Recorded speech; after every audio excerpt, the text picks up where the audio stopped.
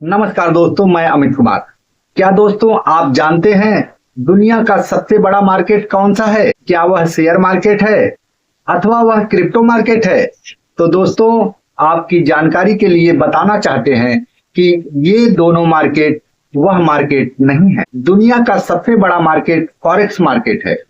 दोस्तों यहाँ पर $7 ट्रिलियन का व्यापार प्रतिदिन होता है, जो कि भारत के एक वर्ष की जीडीपी का लगभग 4-5 गुना है। दोस्तों अगर आप एक फॉरेक्स ट्रेडर हैं अथवा आप फॉरेक्स ट्रेडिंग सीखना चाहते हैं तो यह वीडियो आपके लिए बहुत ही इम्पोर्टेंट है, क्योंकि दोस्तों इस वीडियो में हम बात करेंगे कि फॉरेक्स का इतिहास क्या है, फॉरेक्स ट्रेडिंग होती क्या है और फॉरेक्स ट्रेडिंग का असली सच क्या है, यह किस तरीके से वर्क करती है, सब कुछ A to Z पूरी जानकारी। तो दोस्तों वीडियो में आखिरी तक बने रहिए। जैसा कि दोस्तों हम सभी जानते हैं कि जरूरत ही आविष्कार को जन्म देती है। और दोस्तों अगर हम बात करते हैं कि फॉरेक्स का क्या मतलब है, फॉरेक्स का मतलब है फॉरेन एक्सचेंज।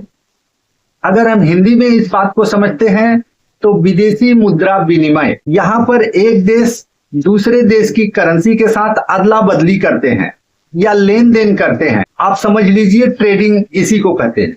अब हम अगर इसके इतिहास की बात करते हैं कि इसकी शुरुआत कैसे हुई। जैसा कि दोस्तों हम सभी जानते हैं कि जब नोट नहीं थे, बैंकें नहीं थी, सिक्के नहीं थे, फिर भी लोग व्यापार करते थे, एक दूसरे से लेन देन करते थे। उस समय अनाज के बदले कपड़े या एक अनाज के बदले दूसरे अनाज का लेन देन किया जाता था, जिसे बार्टर सिस्टम कहते थे। एक वस्तु के बदले दूसरी वस्तु का लेन देन प्राचीन काल में इस तरीके से व्यापार किया जाता था। विनिमय यह भी था, विदेशी व्यापारी हमारे देश में आते थे, उस देश की वस्तुएं हमको दे जाते थे और हमारे देश की वस्तुएं अपने साथ लेके जाते थे। यह विनिमय का एक बार्टर सिस्टम था। लेकिन इसके बाद राजाओं ने अपने अपने सिक्के चलवाए। सिक्के चलवाने के बाद भी हमने आपने देखा कि विदेशों से व्यापारी आते थे, हमारे यहाँ व्यापार करते थे और घोड़े, हाथी और ऊंट पर लाद के सोने और चांदी के सिक्के लेके जाया करते थे।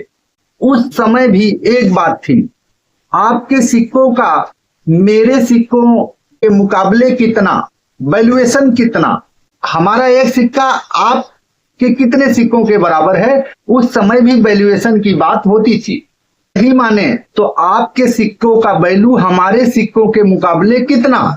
यहीं से शुरुआत होती है विनिमय की असली, ट्रेडिंग की असली या फॉरेक्स मार्केट की असली नींव यहीं से पड़ी। तो प्राचीन समय की बात हुई। इस अगर हम मध्यकाल की, मध्य युग की बात करते हैं तो 15वीं शताब्दी में यूरोप में मनी चेंजर्स नाम का एक परिवार सामने आया, जो कि एक देश की करेंसी दूसरे देश की करेंसी के साथ बदलते थे। इसके बाद इटली का मेडिसी परिवार, जिसने इस व्यवस्था को संगठित किया और बैंकिंग रूप दिया और इस विषय में बैंकिंग प्रणाली विकसित की। यह फॉरेक्स मार्केट की मजबूत नींव थी। ऐसे ही दोस्तों इस विषय में अगर हम अगली जानकारी की बात करते हैं तो 1875 में गोल्ड स्टैंडर्ड सिस्टम दुनिया ने अपनाया। इस सिस्टम के अंतर्गत जिस देश के पास जितना सोना होगा वह उतने ही नोट छाप सकता है या करेंसी छाप सकता है या करेंसी बना सकता है। लेकिन पहला विश्व युद्ध आते आते यह व्यवस्था छिन्न भिन्न हो गई। इस विषय में अगर हम अगली बात करते हैं तो 1944 में ब्रेटन वुड ने 44 देशों के साथ एक समझौता किया, जिस समझौता में यह कहा गया कि सभी देश की करेंसियां डॉलर से जुड़ेंगी और डॉलर की कीमत सोने से तय की जाएगी। और दोस्तों यहां से मिला फॉरेक्स को वैश्विक मंच। अब दोस्तों अगर हम इस विषय में अगली जानकारी देखते हैं तो 1971 में रिचर्ड निक्सन नाम के अमेरिकी राष्ट्रपति ने गोल्ड स्टैंडर्ड को खत्म कर दिया और यह बताया कि अब डॉलर की कीमत मांग और आपूर्ति के आधार पर की जाएगी। और यहाँ से शुरू हुआ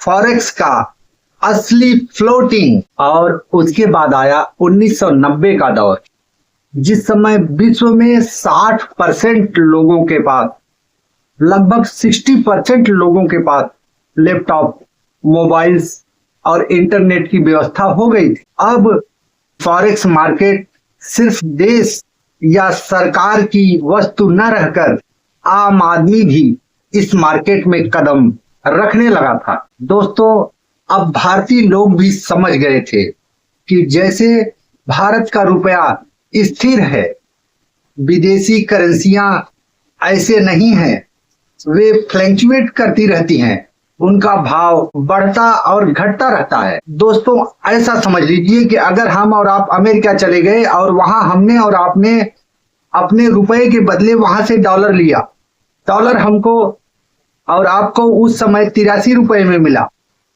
और हमने और आपने अमेरिका में रुके और पैसे खर्चा किए और कुछ पैसे बच गए। जब हम और आप लौटने लगे तो लौटते समय जब हमने और आपने उस पैसे को एक्सचेंज करना चाहा, बदलना चाहा, तो उस समय डॉलर का भाव 83 नहीं 85 चल रहा था।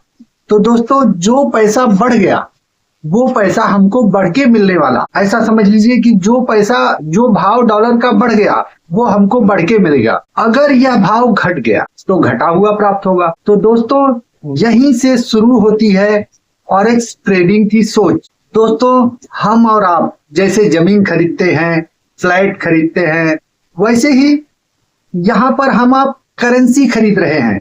फॉरेक्स मार्केट में हम और आप रुपया खरीद रहे हैं। अब ट्रेडिंग की बात करते हैं कि यहाँ ट्रेडिंग कैसे होती है। तो यहाँ दो करेंसियों के बीच की ट्रेडिंग है।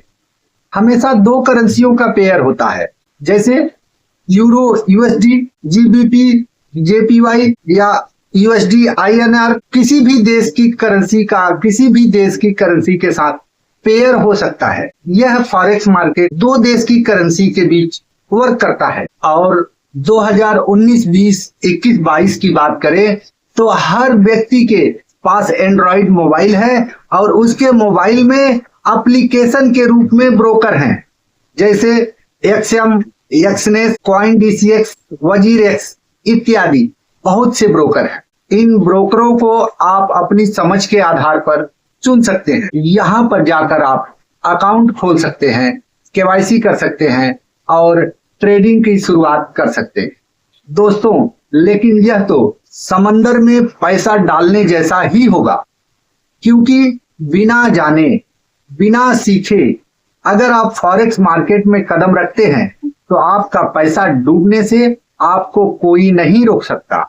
यहाँ पर 95% लोग डूब जाया करते, जिसका कारण है जानकारी का अभाव, जिन्हें मालूम कुछ नहीं है और वे फॉरेक्स ट्रेडिंग करने लगते हैं और अपना पैसा गंवा बैठते हैं। ऐसे दोस्तों, आप अकाउंट खोल लेने से, केवाईसी कर लेने से, पैसा लगाकर ट्रेड ले लेने से आप ट्रेडर नहीं बनते हैं, बल्कि आपका पैसा डूब जाएगा और आपको डूबने से कोई नहीं रोक सकता। ये इतना बड़ा मार्केट है कि आपके पैसे का कोई वैल्यू नहीं। आपका पैसा कब डूब जाएगा आपको समझ में नहीं आएगा। ये बड़े बड़े बिजनेसमैन का खेल है, बड़े बड़े लोगों का बड़ा बड़ा खेल है।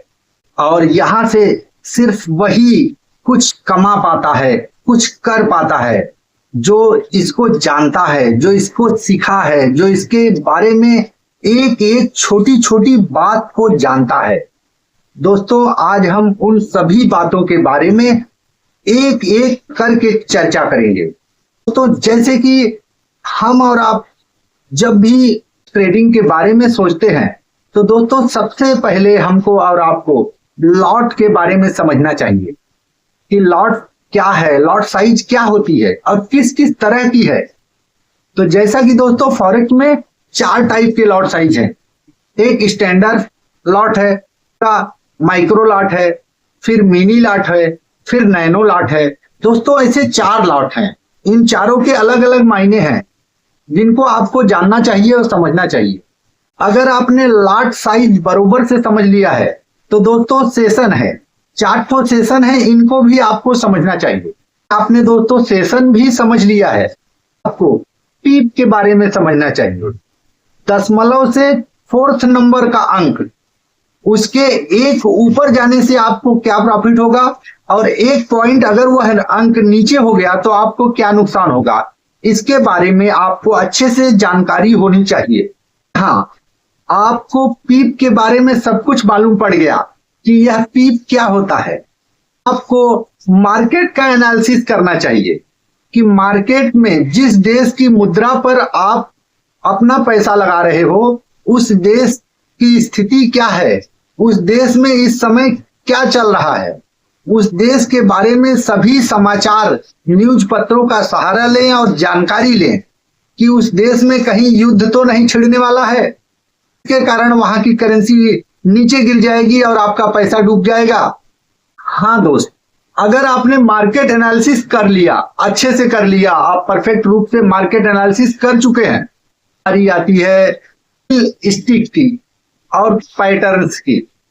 पैटर्न चल रहा है, आप देखते हैं कभी ऐसा ऊपर नीचे है चार्ट में कि कैंडल्स ऐसे गिरते रहते हैं, रेड ग्रीन ऊपर नीचे की तरफ बढ़ते रहते हैं।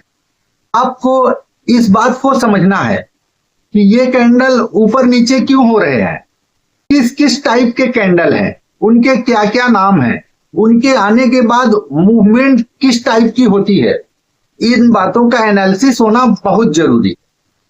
अगर दोस्तों आपने कैंडल स्टिक और पैटर्न्स का सही नॉलेज ले लिया है, सही जानकारी आपके पास हो गई है, तो हमारा और आपका आखिरी पड़ाव है चार्ट। टाइम फ्रेम में है। टाइम फ्रेम यह बहुत मोस्ट है कि हम किस टाइम फ्रेम का चार्ट देख रहे हैं। हमको और आपको टाइम फ्रेम का भी नॉलेज होना बहुत जरूरी है। अगर हम एक अच्छे फॉरेक्स ट्रेडर बनना चाहते हैं तो हमें और आपको टाइम फ्रेम का बढ़िया नॉलेज होना चाहिए। आपने अगर टाइम फ्रेम अच्छे से समझ लिया है कि टाइम फ्रेम क्या है, किस टाइम फ्रेम में क्या हो रहा है, किस टाइप का टाइम फ्रेम चल रहा है, या कौन सा टाइम फ्रेम आप देख रहे हो, अगर आपको यह समझना आ गया, आपने टाइम फ्रेम समझ लिया है, तब एक चीज और समझना बहुत जरूरी है। फॉरेक्स ट्रेडिंग में लेवरेज के बारे में समझना बहुत जरूरी है। दोस्तों यहां पर अगर आपके पास सिर्फ 100 रुपया है तो आप 1000 रुपए तक का ट्रेड कर सकते हैं। लेकिन दोस्तों याद रहे, जिस स्थिति में आप 100 रुपए का माइनस होता है आपका अकाउंट, उस स्थिति में आपके सारे पैसे माइनस हो जाएंगे। हाँ, अगर आपको प्रॉफिट होता है तो आपको प्रॉफिट की स्थिति में 1000 रुपए के हिसाब से ही आपको प्रॉफिट होने वाला है। फॉरेक्स ट्रेडिंग में लेवरेज आप कम से कम ले, कितना अमाउंट आप लगा रहे हैं, इसके अलावा लॉस एंड प्रॉफिट जरूर लगाएं। बातें आप सीख चुके हो तो सबसे पहले आप डेमो अकाउंट बनाएं, उस पर कम से कम 90 दिन प्रैक्टिस करें। 90 दिन प्रैक्टिस करने के बाद अपने माइंड सेट के आधार पर, दोस्तों माइंड सेट बहुत जरूरी है। अगर आप फॉरेक्स ट्रेडिंग करना चाह रहे हैं तो उसमें आपका माइंड सेट होना बहुत जरूरी है। अपने माइंड सेट के आधार पर ही ट्रेड लगाएं। यहां पर कम से कम पैसा लगाएं, जिस डूब जाने से आप पर कोई फर्क ना पड़े। यह वीडियो कोई फाइनेंशियल एडवाइस नहीं है, यह वीडियो सिर्फ जानकारी के लिए है। अगर दोस्तों वीडियो अच्छा लगा हो तो लाइक और सब्सक्राइब जरूर करें। Thank you very much.